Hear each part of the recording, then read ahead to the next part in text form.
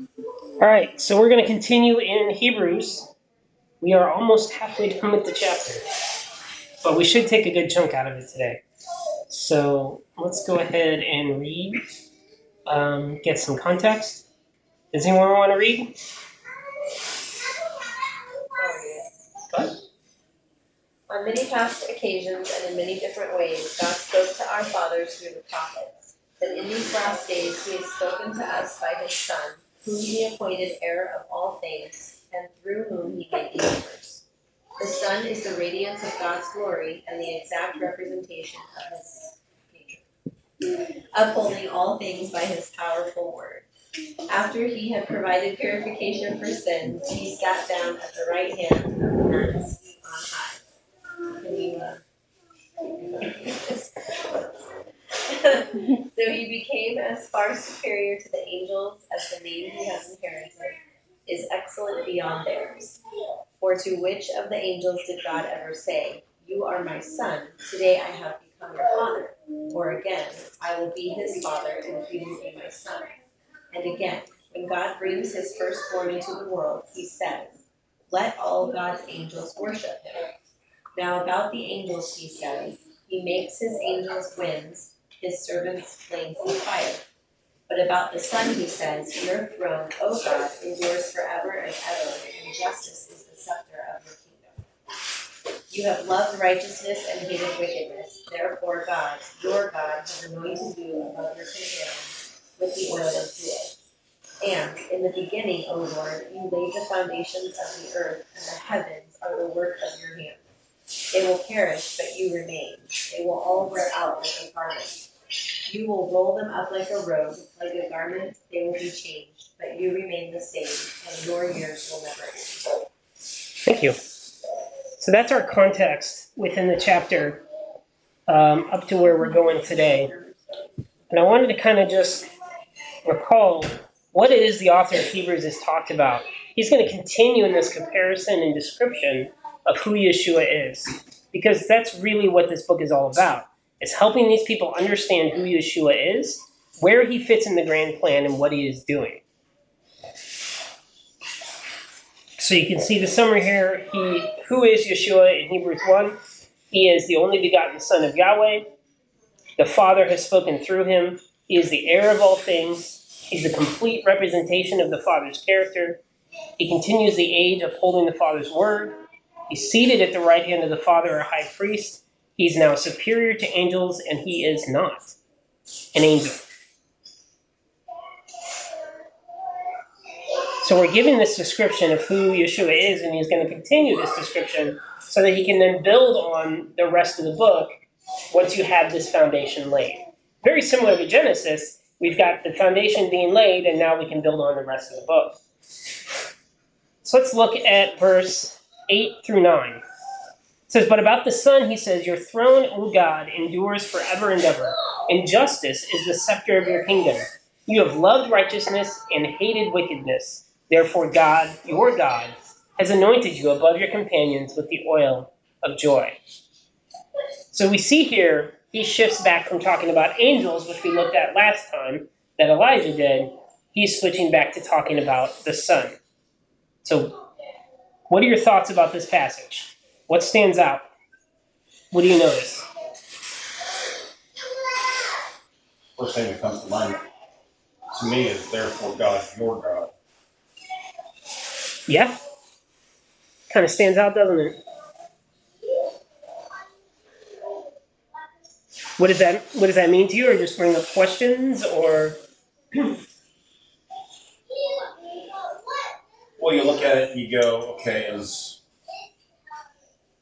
God calling Jesus God? Okay, yeah, it's a good question. Anything else? You do dig into Septuagint or what that original verse, right? Oh, we're going there. Don't worry. But it says, okay, in verse 8, but about the Son, right? He The Son, says, yeah. "Your throne, O God." So he is calling the king God. He is. Because it says it where in Isaiah, there is no one above God. Like, Correct. He's the only one. And Correct. I think that, like you were saying, God, your God, that implies someone else is giving him, as it says, anointed you above your companions. So at one point, people were even with him, but at that point, he is made higher than their companions. But it still says that God, to be able to appoint him, we know the Almighty is the Almighty, so he's still technically, there must be levels to the concept of God or Elohim in the Yeah, remember, it's just the word Elohim. Actually, it's the word Theos, I believe. But Theos can be Elohim or be Yahweh. So we get to play kind of a game and go, all right, was this Elohim or is this Yahweh? But the beauty of this is that it's a quote from the Old Testament. So we actually do have the Hebrew and know which words are Yahweh and which words are Elohim. Any other thoughts before we dig into it?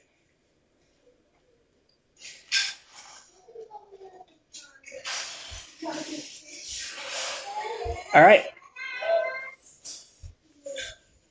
So let's first find out where this quote is from. So we see we have the quote, "Your throne, O God, endures forever and ever. Justice is the scepter of your kingdom." Where is this quote from? This quote is from Psalm 45. Okay, how do you find it? How did I find it? Yeah. Was it in a Bible like under reference? Yes, Yeah, probably if you but I did compare it to make sure. But yes, most of them do. Most of the references point to this one. Again, as usual, the Septuagint matches it better. So let's look at this here, actually. So the quote is, "Your throne, O God, is forever and ever. The scepter of your kingdom is a scepter of uprightness. You have loved righteousness and hated wickedness. Therefore, God, your God, has anointed you with the oil of gladness beyond your companions." Sounds pretty similar. But, that's smaller than I meant it to be. Sorry. That was the Masoretic. If we look at the Septuagint, you notice it says, "You've loved righteousness and hated lawlessness. And on account of this, God, your God, anointed you with the olive oil of great joy beyond your companions." So I was like, oh, well, does the quote match up? But you can see, even though it sounds a little different in the Septuagint, the Greek actually matches up. Yeah, it's the same word. It's the same words. It's a little different in the English translation, so they changed it. But the Greek is actually, it matches up really good. They added oil. Why'd they add oil? Well, it is oil. But what they called it olive oil. Yeah, olive oil, they clarified. They just left the oil. Which I found it was interesting because I really struggled with that. I'm like, what is this oil of joy? Yeah. Because they anointed David. Mm-hmm. Different things like that. Yep. I mean, that makes sense. Oh, when he received his priesthood. Right. Yeah, that's why they anointed him with oil. There it is. Okay.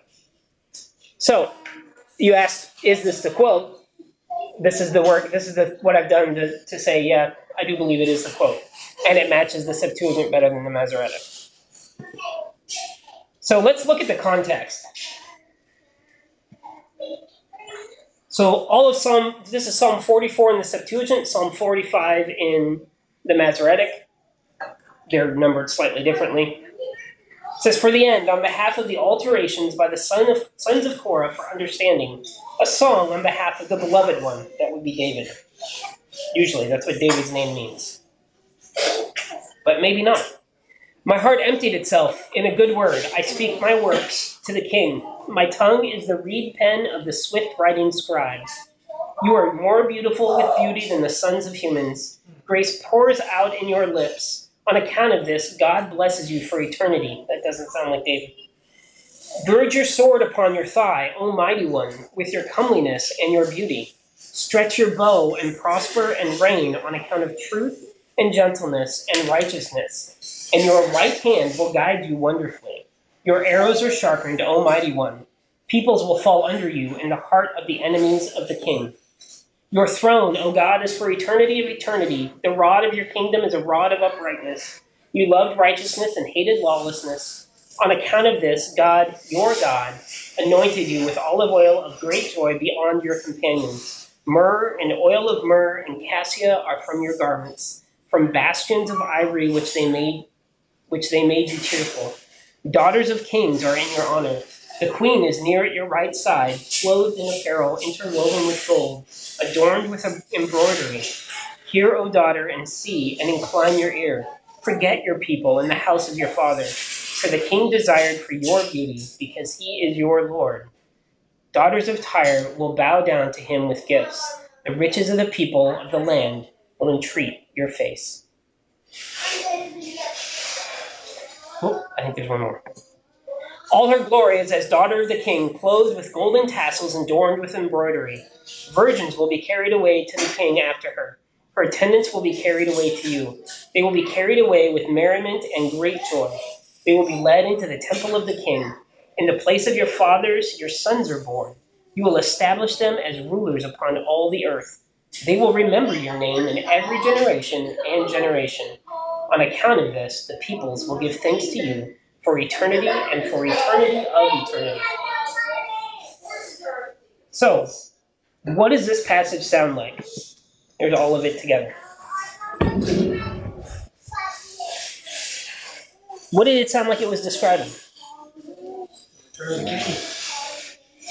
What's that? I said marriage. Marriage. It does sound like it's describing marriage. The return of the king. Bridegroom cometh. The bridegroom coming. Okay. Anything else? Does it sound like he's talking about David?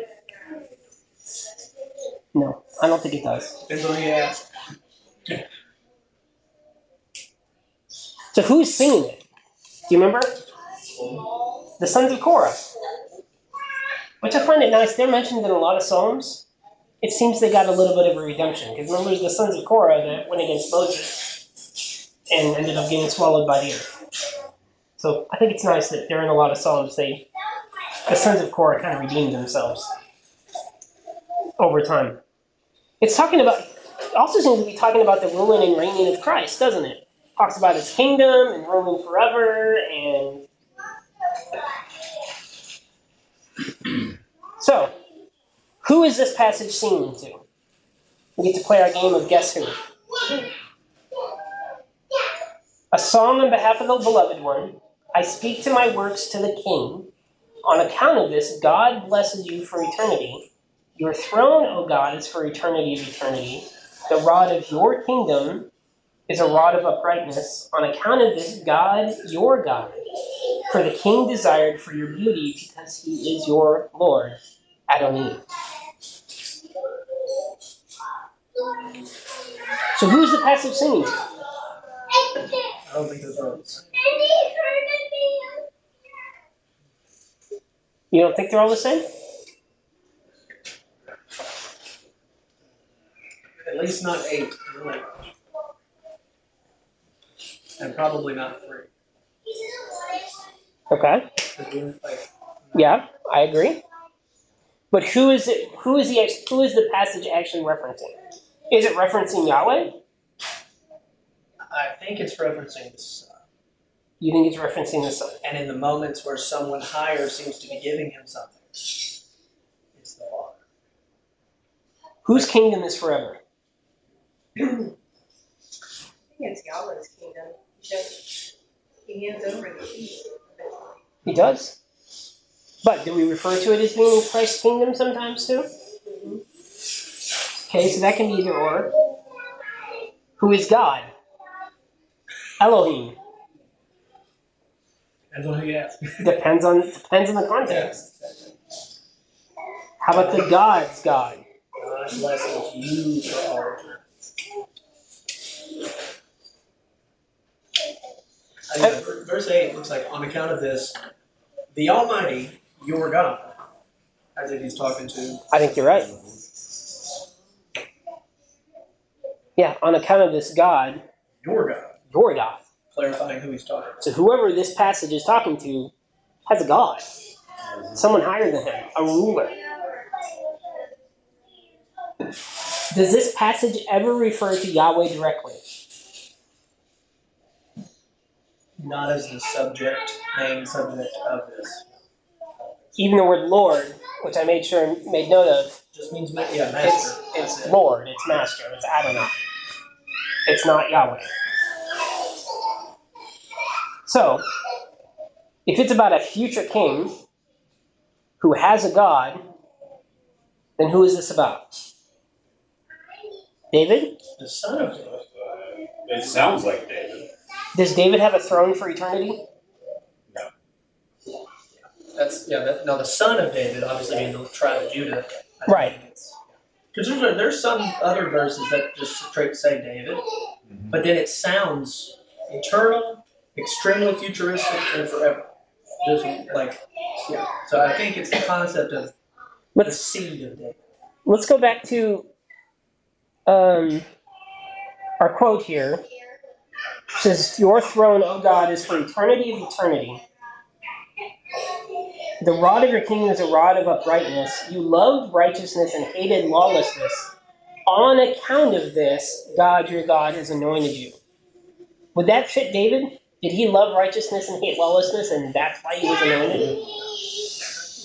No. And in this context, I don't know if David would be put higher than Jesus in the first place. So I don't think it can be David. I think it's got to be Yeshua. Now, I'm sure when they wrote this, the people probably thought it was David back then. Back then, They yeah. might not have understood it. So I brought a PSV today. Okay. But it says, "but to the Son." So that sounds like, okay, he's speaking to Jesus. Mm-hmm. Your throne, comma, and we were always taught in school, like, comma is an and. God, comma, is forever and ever. So he's saying to Jesus, I am God, I am forever and ever. And the scepter of your kingdom is a scepter of justice. You have loved righteousness and hated lawlessness. This is why God, your God, has anointed you with oil of joy beyond your companions. That makes sense to me. He's talking to Jesus. Jesus. Yeah, I agree. 100%. So much so I put it on the next slide. So what is it? So what? Since we agreed that this passage is about Yeshua, what does it say about him? It says your throne is for eternity. You loved righteousness and hated lawlessness, and because of this, God has anointed you. So we always want to check ourselves and see if are we going off on a path that doesn't fit. So how about throne for eternity? It's not clicking. There it goes. Yeshua's throne is for eternity. In Daniel 7:13, it says, "I continued to watch in a vision of the night, and look, upon the clouds of heavens a being like a son of man came, and the Ancient of Days was present." Two people. Ancient of Days of the Old Testament. And his attendants were present with him. Authority and royal honor was granted to him, and all the peoples of the earth, according to races, and all honor will be directed to him.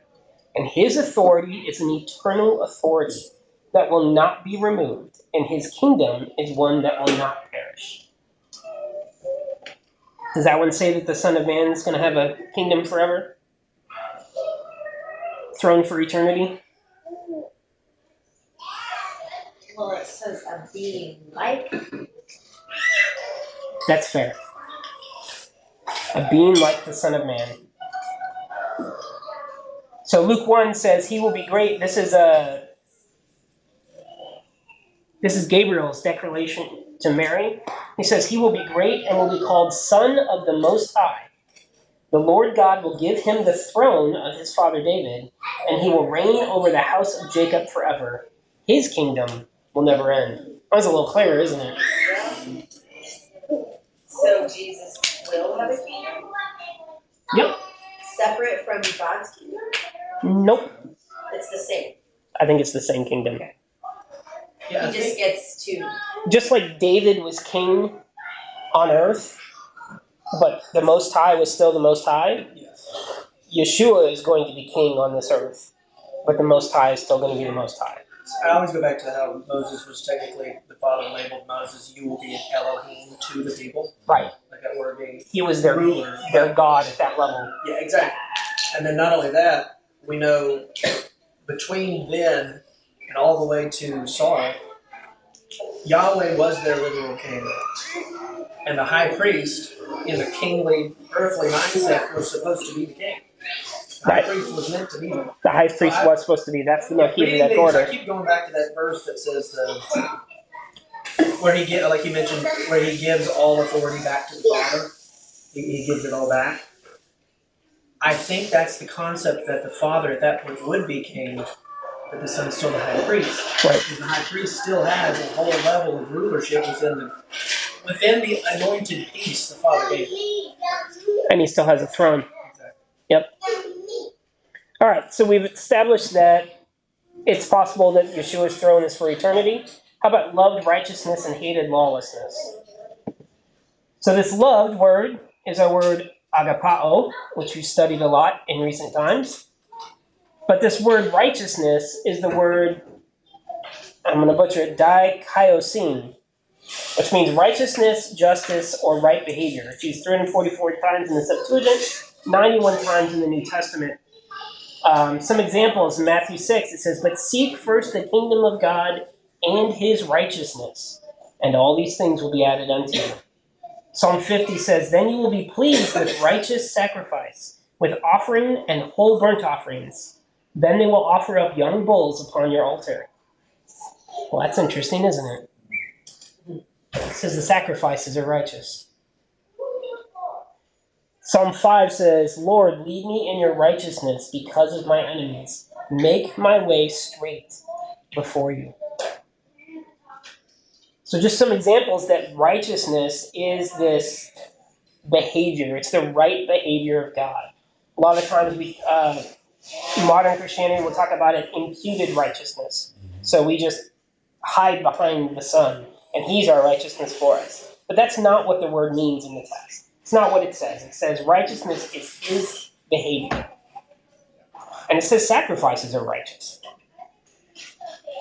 Now Abraham believing at his word is counted as righteousness. Counted as righteousness. At the beginning. Because he was learning how to do it. Exactly. How about this word lawlessness? This is the word anomia. You may have heard the term antinomian. Antinomian means those who are against the law. So a lot of people that are taught to us in this walk, as we started to follow the law, they will say, well, no, the law is not for today, that it's gone away and all this stuff. And they are considered antinomian. So anomia means no law, lawlessness. It's used 211 times in the Septuagint, 15 times in the New Testament. And we get some good descriptions here in John, which I find funny because John is the one the disciple is supposed to be all about love, right? He's the one that the Father loved, or that Son loved, and he's the one that talks about love all the time. But John gives us some of the best descriptions of lawlessness. He says, "Everyone who practices sin practices lawlessness as well. Indeed, sin is lawlessness. But you know that Christ appeared to take away sins. In him there is no sin. No one who remains in him keeps on sinning. No one who continues to sin has seen him or known him." Psalm 118, which would be the Psalm 119 in your standard Bible. "For those who are working lawlessness do not walk in his ways. You ordered your commandments to be kept very much." So we see the differentiation between lawlessness and following his commandments and his ways.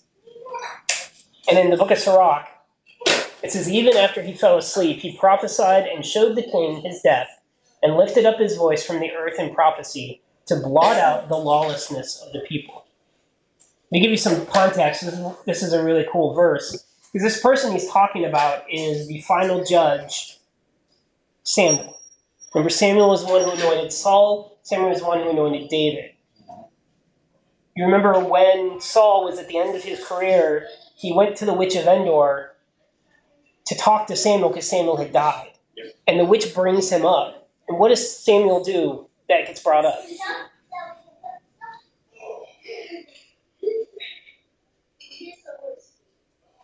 Why have you looking at me? Yeah. He prophesied Saul's death.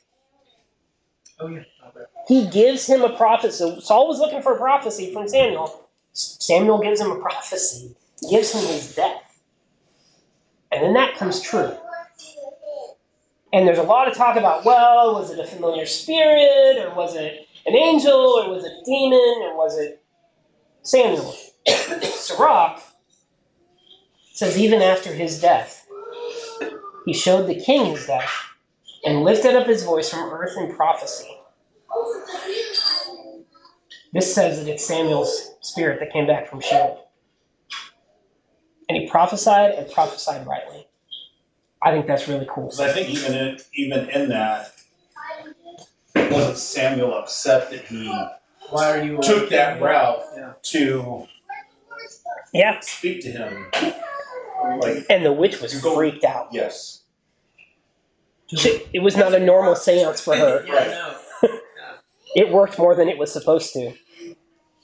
So I just found the book of Sirach, one of the books they took out, clearly says it was Samuel.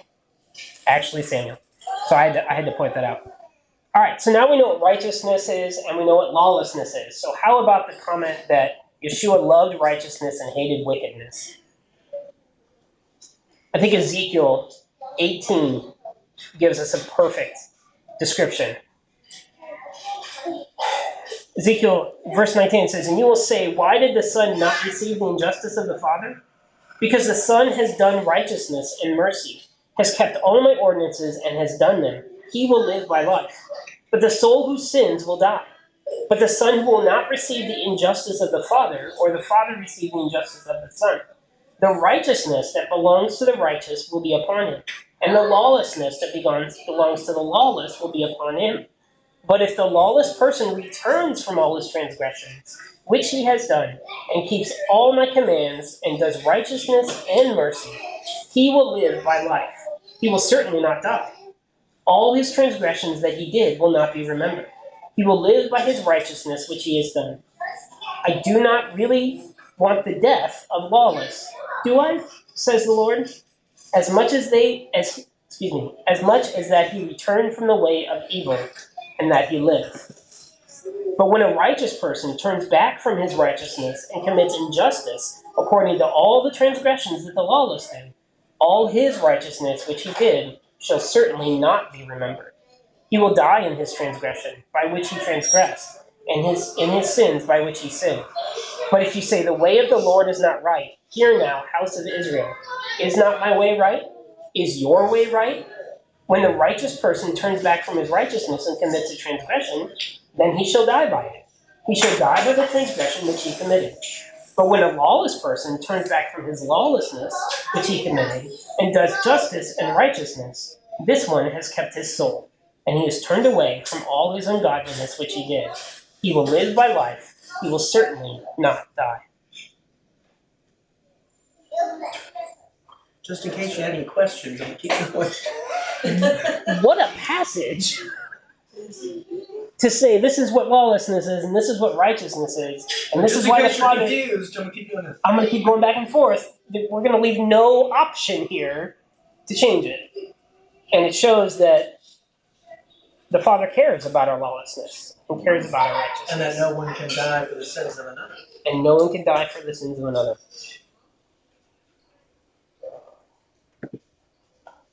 John 5, again, in John, it says, "So Yeshua replied, 'Truly, truly, I tell you, the Son can do nothing by himself unless he sees the Father doing it. For whatever the Father does, the Son also does.'" So now that we know that righteousness is the right behavior of God, his ways, seems to say the Son only does righteousness, doesn't it? John 15, "If you keep my commandments, you will remain in my love, just as I have kept my Father's commandments and remain in his love." So we see Yeshua does indeed love righteousness and hate wickedness.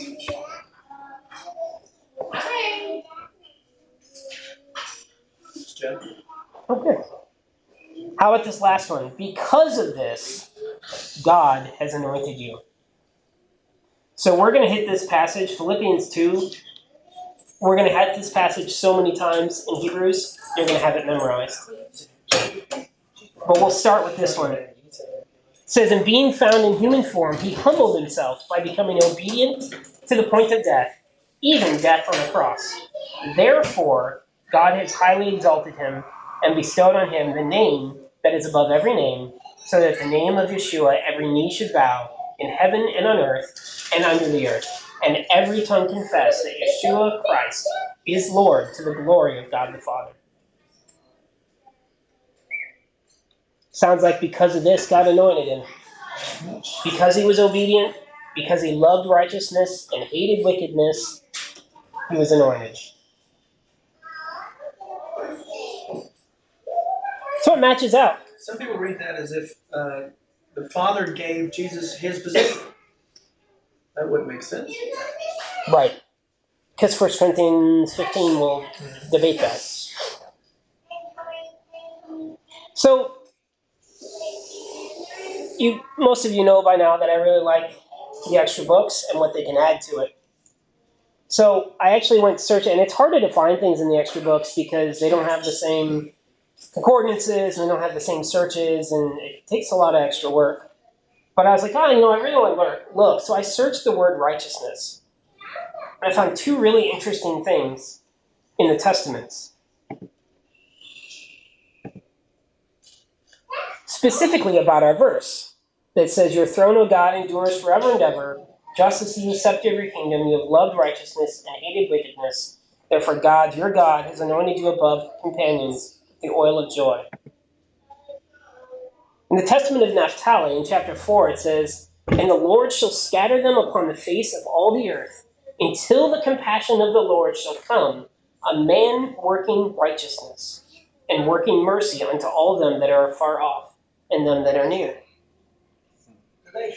Is not Yeshua that man? Judah gives us an even better passage. Testament of Judah 24 says, and after these things shall a star arise to you from Jacob in peace, and a man shall arise from my seed, like the Son of Righteousness, walking with the sons of men in meekness and righteousness, and no sin shall be found in him. And after these things shall arise the star of peace, and he shall walk with men in meekness and righteousness. And the heavens shall be opened unto him to pour out the Spirit, even the blessing of the Holy Father. And he shall pour out the Spirit of grace upon you, and you shall be unto him sons in truth, and you shall walk in his commandments first and last, this branch of God most high, and this fountain giving life unto all. Then shall the scepter of my kingdom shine forth, and from your root shall arise a stem, and from it shall grow a rod of righteousness to the Gentiles, to judge and to save all that call upon the Lord.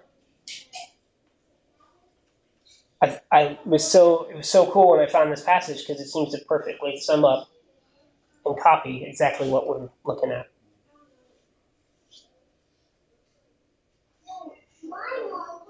So it fits that with Hebrews saying, both in its text and Psalm saying in its text, that Yeshua,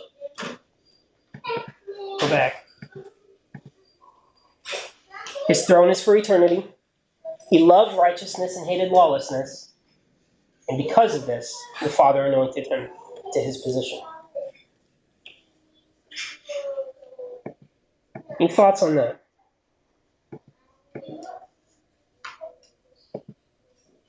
Why is it past tense? Where? Go back to your 3. Loved righteousness, hated lawlessness. Love righteousness and hates lawlessness. I think it's referring to his time on the earth. Gotcha. Because he loved it and hated it, and then he got anointed. But yeah, that's a good call. It's a good thought. Any others?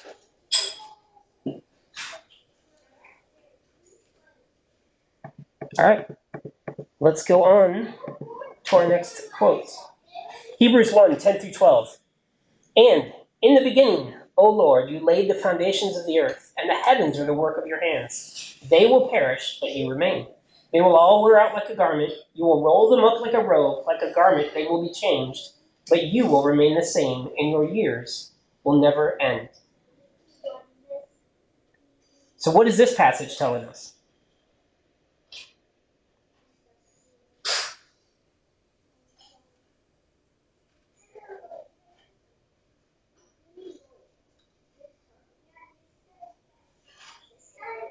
Well, it's like just, speaking of God creating the earth and the heavens, we are his creation. Mm-hmm. and then what is will perish. But isn't Lord, that's Jesus? Yes? Not every time. That seems like it's Jesus in here, doesn't it? That's what it looks like. So he will remain the same and never end, just like Just like the Father. Okay. And it also seems to say that then Jesus laid the foundations of the earth and built the heavens. So then you'd have to go back to Genesis.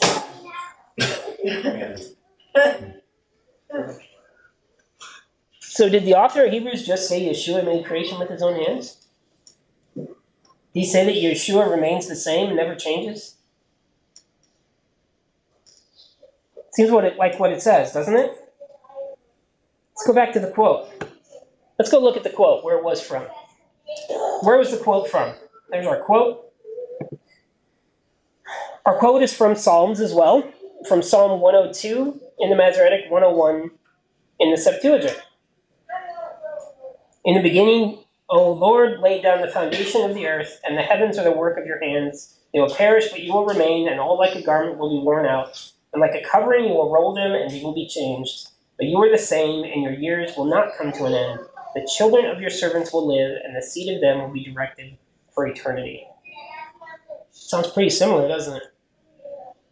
Sounds like a pretty good matching quote. So, let's look at the context.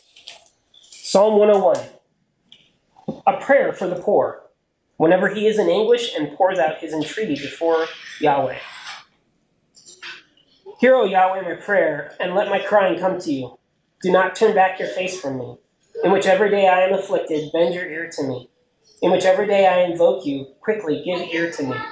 For my days came to an end like smoke, and my bones were burned up like firewood.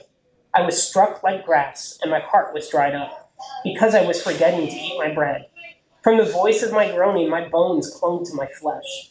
I was like a pelican in solitude. I became like a night raven on a building site. I lay awake, and I became like a sparrow alone upon a rooftop. The whole day, my enemies were reproaching me, and those who used to praise me swore an oath against me. For I ate ashes like bread, and I was mixing my drink with weeping. From the face of your anger and your wrath that you stirred up, you dashed me down. From my days, like a shadow, were poured out, and I dried up like grass. But you, O Yahweh, remain for eternity, and your remembrance from generation to generation.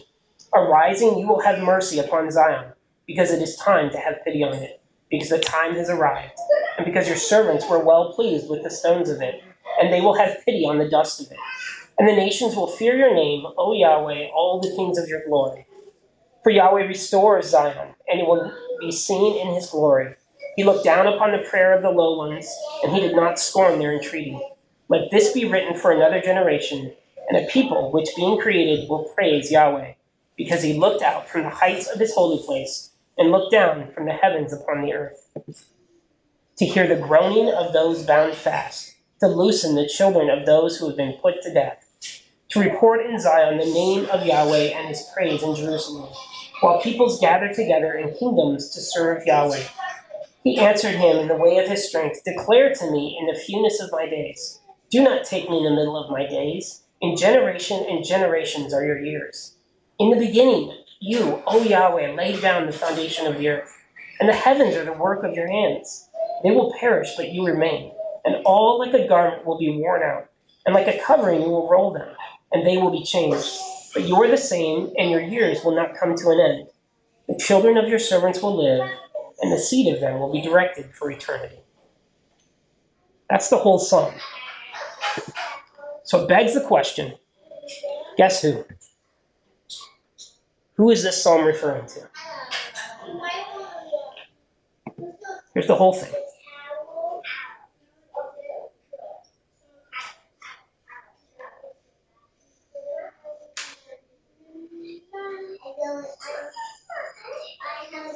Who is it referring to? It's reminding us of the Father. Of the Father. Every one of those blue marks are Yahweh. And Yahweh is the Father, the Almighty, the Most High. Every one of those blue marks are Yahweh.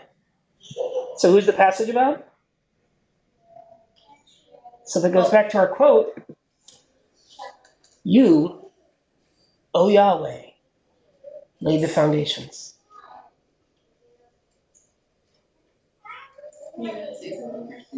Yes. Well, because when you see in different passages where it has Lord in all caps, that's where I thought it was referring to Yahweh.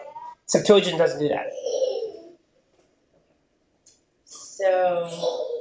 Yeah, that helps sometimes, but not. It helps when you look. Yeah, when you look at the Hebrew text, it absolutely helps because it tells you that is His name, and it is the Lord in all caps. By the time you get to the New Testament, it says Lord a million times again. You think you're comparing the two. Yeah. But in the Septuagint, that's why I read it as Yahweh, because that word, if you reference back to because it can be, again, it's the word theos, it can be Elohim or Yahweh. If you reference back to the Hebrew, it's all Yahweh.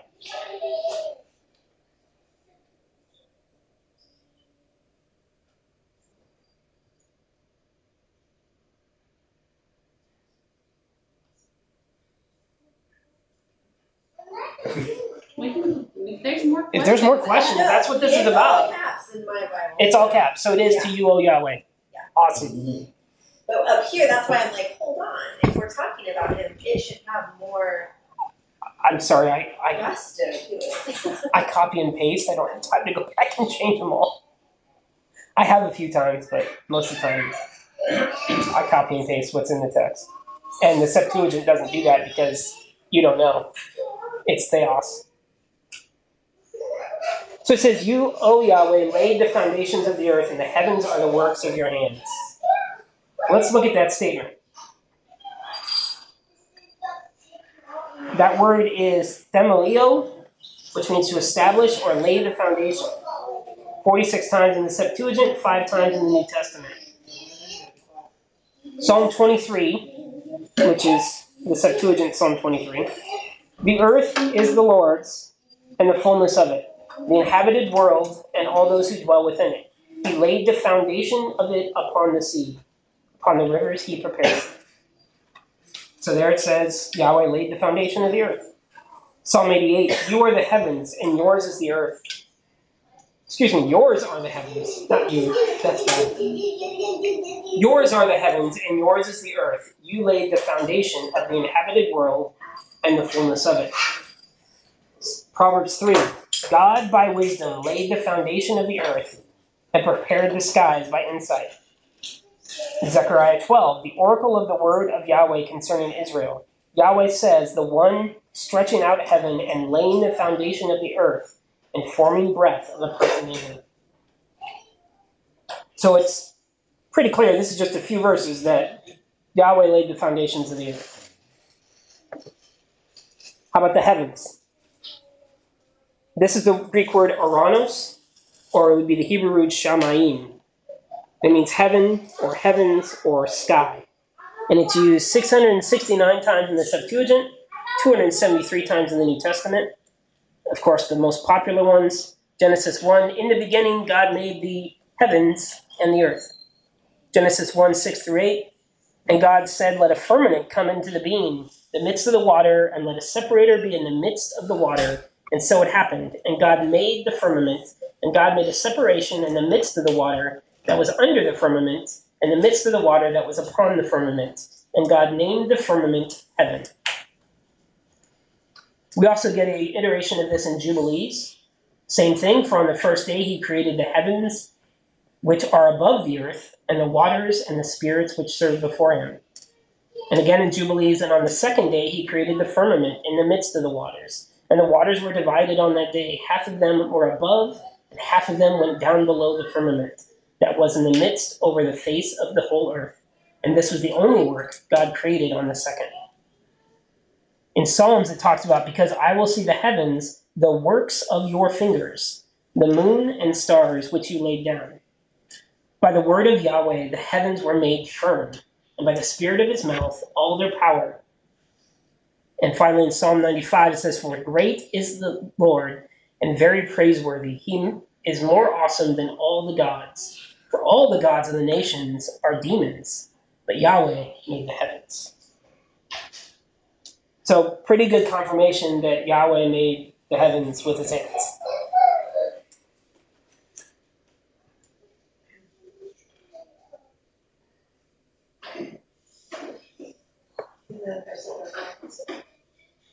And that they're demons. And there's other gods. And they're all demons. So, the heavens are the works of his hands. So we get to the next quote. Next part of the quote says, they will perish, but you remain, and all like a garment will be worn out, and like a covering you will roll them. They will be changed. What will perish? What will be worn out like a garment? What will be rolled like a covering? And what will be changed? The heavens roll back like a scroll. Yeah? How about this word perish? It's the word apollemy, very similar to Apollyon. Destroy, perish, or lose. 376 times in the Septuagint, 90 times in the New Testament. Leviticus 7 says, every person who eats blood, that person will be destroyed from his people. Matthew 16 says, whoever wants to save his life will lose it, but whoever loses his life for my sake will find it. Psalms 9:6, you rebuked the nations, and the ungodly one perished. You blotted their name for eternity of eternity. So that's that word perish. It means to destroy.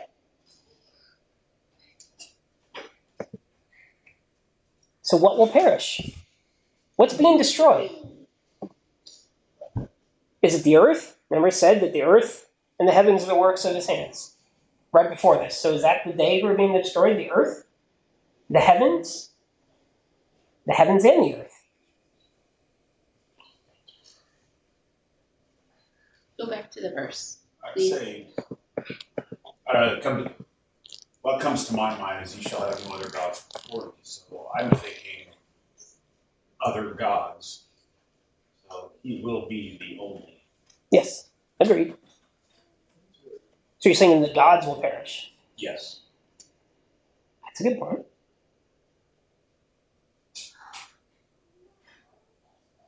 But that's not, is that in, I don't think that's in a passage anywhere though. No.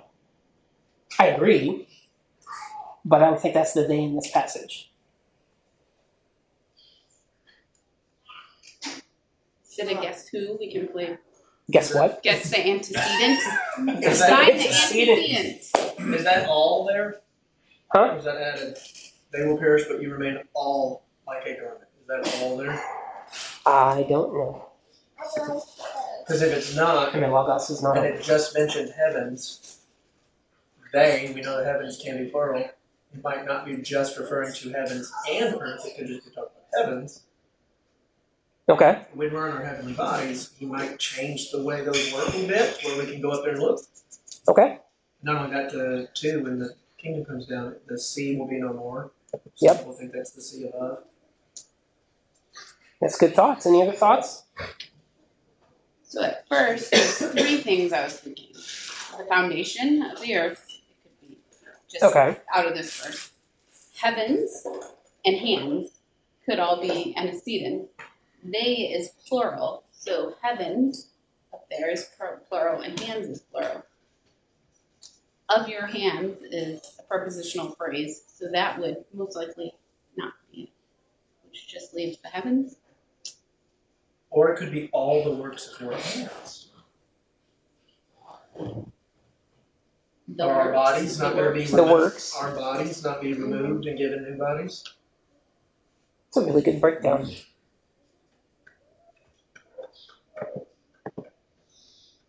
So let's see what the text talks about. Could it be the earth that perishes?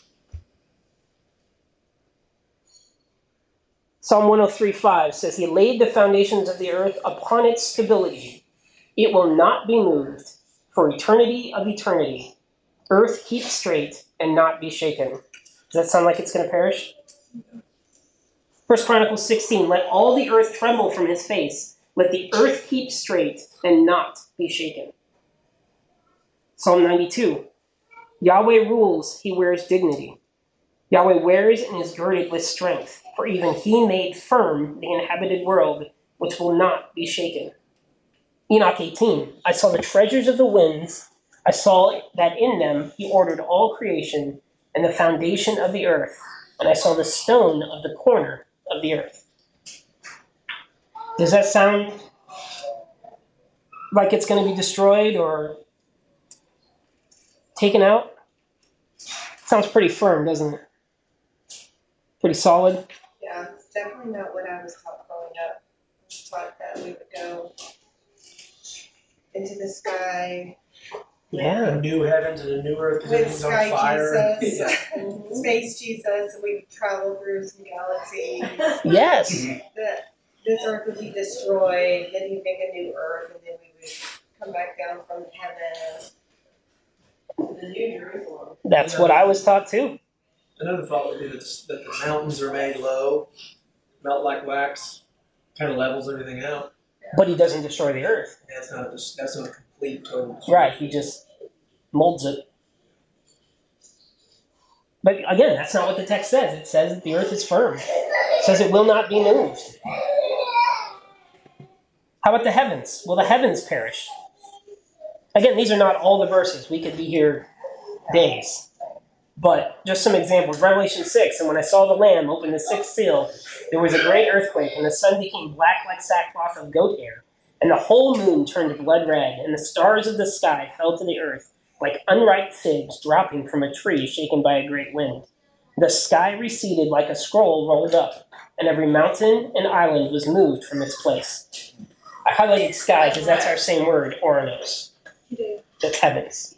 Aren't the stars in the fifth one? I believe so. That's more than just the first. How about this glare's killing me, Isaiah 34, and all the powers of the heavens will be melted, and the heavens will be rolled up like a document, and all the stars will fall like leaves from a vine, and leaves fall from a fig tree. 2 Peter, but the day of Yahweh will come like a thief. The heavens will disappear with a roar, and the elements will be destroyed by fire, and the earth and its works will be laid bare.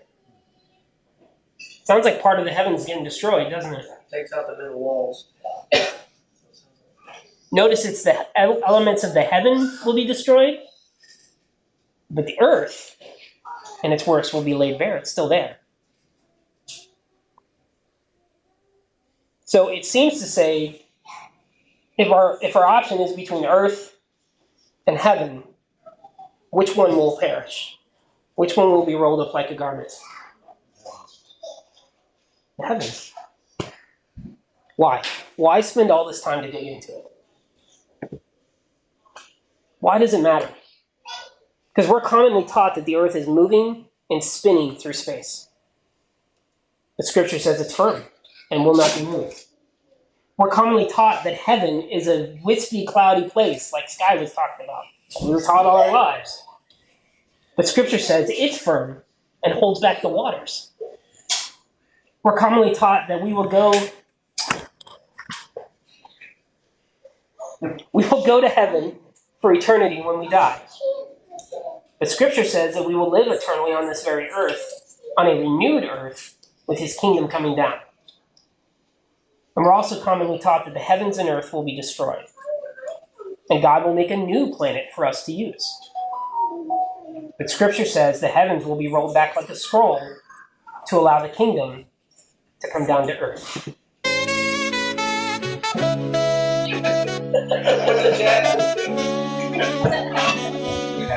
Music. It really did set the mood. It is. Replay. What's that? Do it again.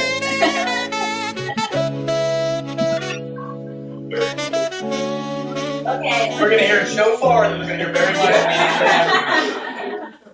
Okay, so I have a question. So if it's rolled back like a scroll, if that's what's holding back the waters, maybe this doesn't make sense, but wouldn't the waters Come down? I think that's what it's talking about when there's and I saw no more sea. There was no more sea. Oh, okay. So does that We've mean always our pictured sky the goes ocean away? being gone. Because our sky, see, I've always thought, or since we've been learning, our sky is blue because of the water up there. It is. So what color is the sky if the sea goes away? Probably bright. Right. Which would make sense that everyone would see this happening. Oh yeah. There, you cannot miss that. You're not going to miss it. No. And the other explanation I've heard is that if God can part the Red Sea, He can part the Sky Sea to just make it go away, and here comes the kingdom, 1,500-mile square kingdom. That would make sense why he says, and then behold, I saw a new sea, or new heavens and new earth. What if it's because he left the one we normally see, and he's seeing a different one? That could Him, be. he's seeing further than he would normally. Seeing further than we used to. And the earth, obviously, because it looks different, because he just laid everything low. Right, because it's renewed, it's not new. It's kind of not neo. So that's why I wanted to dig into it, because that's what it's saying. It says the heavens will perish. And why? So the kingdom can come down. So it sounds like the lower heavens would perish. Is that right? Mm-hmm. I believe so, yeah. Kind of like taking out inner walls to make the bottom bigger. Right. Yeah. Maybe he needs to take out inner walls to fit the kingdom. It's 1,500 miles high. The most our rockets have gone is, most we know our rockets have gone is what, 80? Something like that? Where they hit and blow up? Let's go back to the rest of the quote. It says, but you are the same and your years. They keep growing, right? You are the same and your years will not come to an end. The children of your servants will live and the seed of them will be directed for eternity.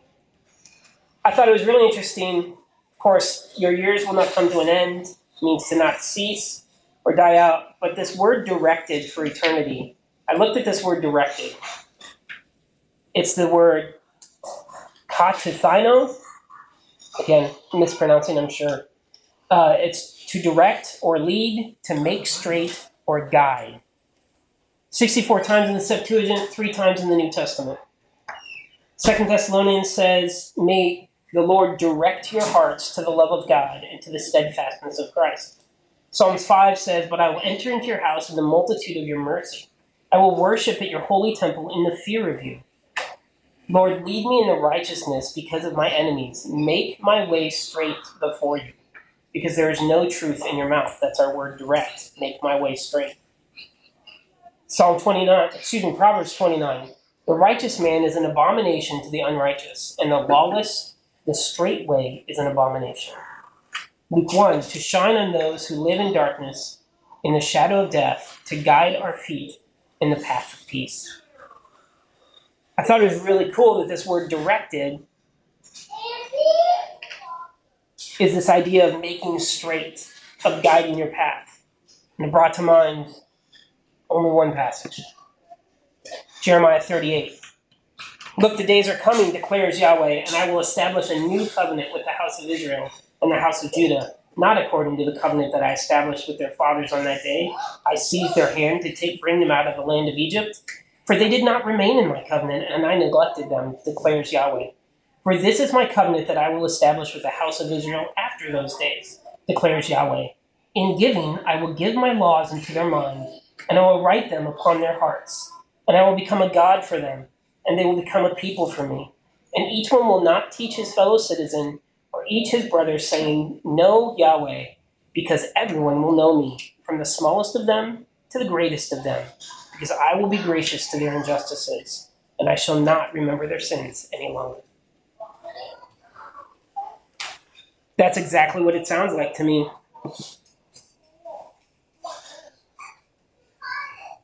It says that, go back. It says, but your servants will live, and the seed of them will be directed for eternity. He's going to write the law in our hearts so that we always keep his law for the rest of eternity. Again, eternity is that word aeon, which means age or forever. So, this has been really nice to dig into, at least I've enjoyed it, a deep dive into this passage and studying about Yahweh. But weren't we supposed to be studying about Yeshua? So we've kind of pushed off the elephant in the room. So let's go back to our text in context in Hebrews. This quote, without a doubt, is about Yahweh. So we have two options left. The Psalms is about Yahweh, and Hebrews is using the same thing to say the same things about Yeshua. So they both created the heavens and the earth. They both will never perish. They both will never run out of years. All of that stuff. Or, Hebrews saying is Yeshua is Yahweh. There seems to be only two options. I'll be honest, neither of those options sit very well with me.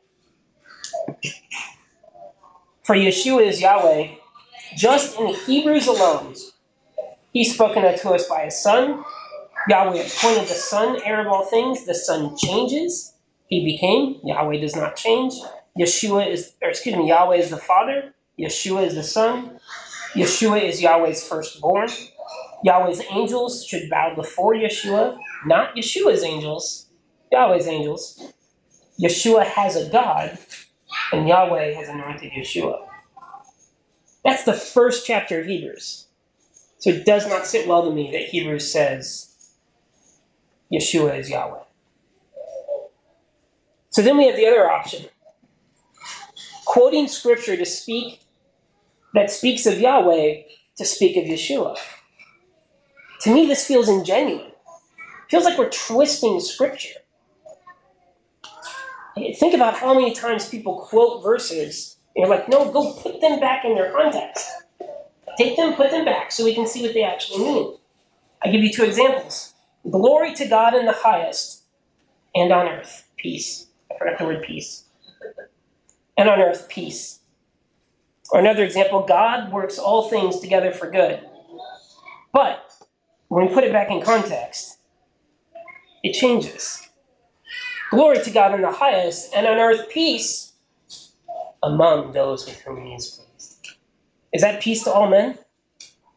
No. It's not that Christmas card.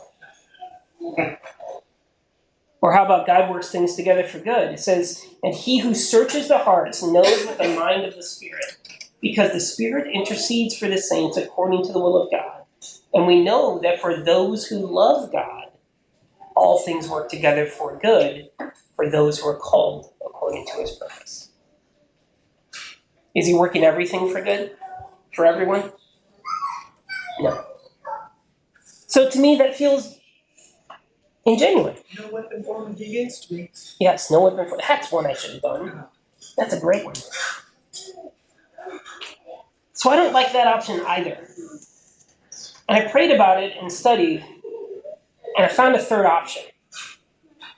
And Elijah hit on it last time, talking about this word kai in Greek. Let's take a look at the Greek. This is an example of this chunk of Hebrews chapter 1.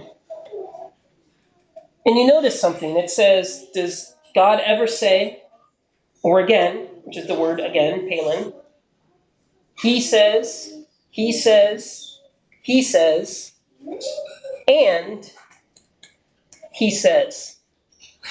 Notice the difference here? One of these things is not like the other. It's that word and. Now it can mean and, it can mean also. But actually, it can mean a lot more. It can mean and, also, both, but, even, for, if, or, so, that, then, therefore. The worst word in all the Greek. When, and yet. Not fun translating that one. So I looked for my third option. And I found it. That word can mean yet. So look at it this way. God says, you are my son, today I'm your father. Again, I will be a father, he will be my son. Again, he says, let all God's angels worship him. Of the angels, he says, but of the Son, he says, yet you, O Yahweh, laid the foundations of the earth. See, he spent the whole chapter elevating the Son beyond everything, beyond all creation, beyond all prophets, beyond all teachers, beyond all rabbis, beyond all humans. And the author of Hebrews goes, wait a minute though, don't be confused. The Son is great and unique, but he is not the Father. The Father Yahweh is the greatest and the most high. This is my third option. So I think the author of Hebrews knew exactly we would do just that. That we would look on the grandeur and all that the Son is and the authority that he was given and how wonderful and unique and majestic he is. And we would put him on the throne to overshadow the Father. It's like the broad circle. Right. This was his warning. Don't do this. Don't put Yeshua on the Father's throne. What's the ephod for if the Father's missing? Doesn't make any sense. I could have found a better picture. And I took a quick one. That's fine. But that's the third option. So people will use this text to say that, oh, well, the author of Hebrews says Yeshua is Yahweh. I mean, the quote is clearly about Yahweh. So he's saying Yeshua is Yahweh. Or at least he does everything the same as Yahweh. I don't think that's what he was trying to say. I think he was trying to warn us. Because after that it says, but of the Son, he says. Right after it, again.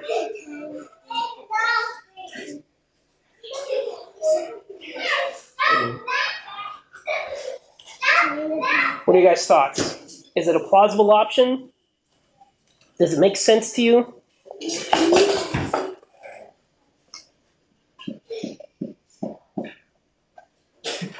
Now you see why I stopped. I wanted to finish. Couldn't. I joked with my wife when you said you were doing 7 through 9. I'm like, sure, you left me 10.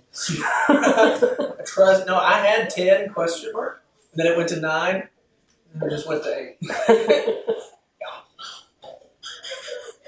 No, yeah, I saw this sort of, but I didn't realize the brevity of, instead of a mention, it's a full stop, and he wanted to make something clear. I didn't realize the full brevity of what he was doing. That's what I see when I read it. Yeah, it makes it a lot clearer. Rather than just, here's some quotes, and here's some more, it's literally, here's some quotes, but hold on. I want to make something clear. And he that's what I'm saying, reminds you of the structure of all of this, and that, yes, the most unique creation, as there's other verses that say creature, the apple of his eye, but the eye is still greater than the apple. Right.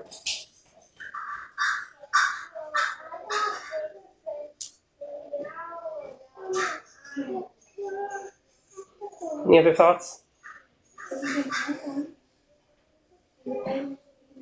Again, I think he's laying the foundation. Okay, I have a Sure. I have a question. Do you have a Bible here that has the words to see if they're in red? Because you know how they always say the words of Jesus are in red, but like mine are not in red, they're bolded. So to They're me, not in that's red. the Father speaking because they're bolded. We gotta have a red letter Bible somewhere, right? I would just like to compare. That's a good point.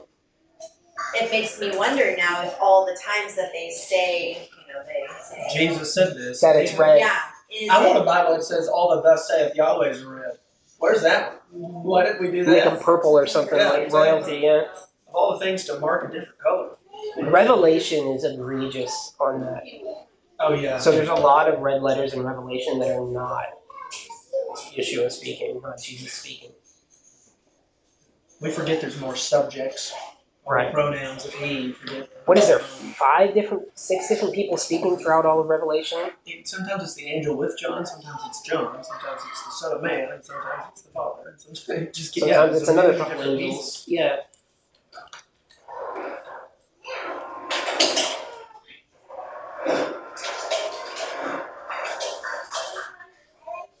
Alright, someone sing a song. The DC Talk song. No. Play the jazz again. That was Wes's song. Oh yeah, you clipped it from. I clipped it from his song. It's a really good song. I highly What recommend was it. it? What? Hebrews 1. What we were just doing. 1:10. Hebrews 1:10 through 12. It's not red. Is any of Hebrews 1 red? No. But let me make sure this is a red letter. I was pretty sure it was. Hang out in the Gospels. That's where I'm headed. Maybe it's not a red letter. Yeah, I remember It's not a red letter. They put it all in bold because of the concept of a quote. See if I can find the red letter Bible online. I know there's the blue letter Bible, but that's not what I'm looking for. When you screenshot the Greek, is that from the Logos? That's Logos app, yeah. I was trying to do that in some other ones like Bible Hub and Blue Letter Bible, and it was not working the same. They like the Hebrew a lot. They don't like the Greek. It was harder to find.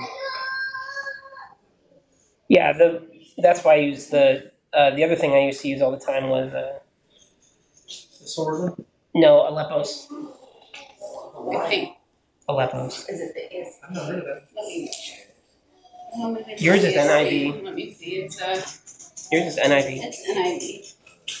That's the big print Bible. That thing's huge. Yeah, it's huge. Oh, there we go, red letter. I can turn it on. Does that work? One moment. Let me check if this is working, then we can show it.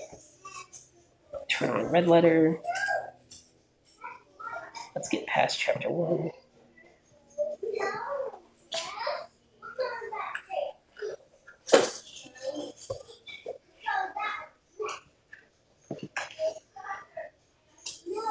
Preaching of John the Baptist. Red letter.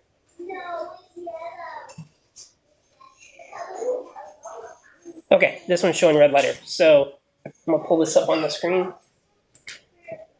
Just so you can see, red letter. Yeshua answering, sending them separate be now. Alright, so let's go to Hebrews 1.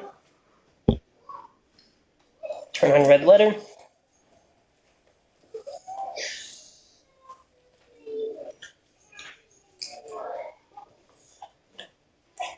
Nope. No red letters. Check to make sure that other things are in red. I did. Actually, The Matthew.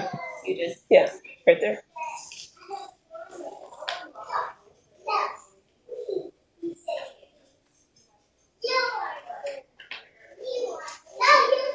That's a good point. Think about that. And this was the conclusion of that conversation I had with my mom the other day that we got to was when it all boils down to the law's done away with, but they end up doing most of it in their heart anyway. Right. The ones they end up tossing out are the ones that the Father said to do for him. People to people, that's not the problem. It's for the People to Father. themselves is not the problem. It's the Father's directive. How we love Him is the one that people act like are those specifically. If you mention any, those are definitely tossed out. This is partial lies because they think that a relationship is where it's a one-sided conversation with the Son and then you're done. Yeah, it's sad. Yeah. And it's because they put Yeshua on the throne. He hides the Father.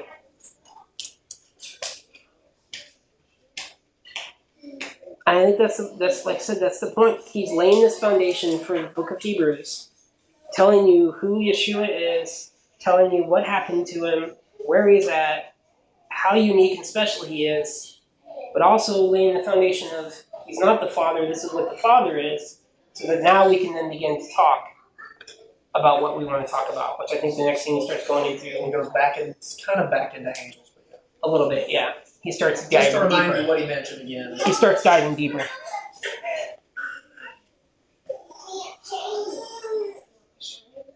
Any other thoughts or questions?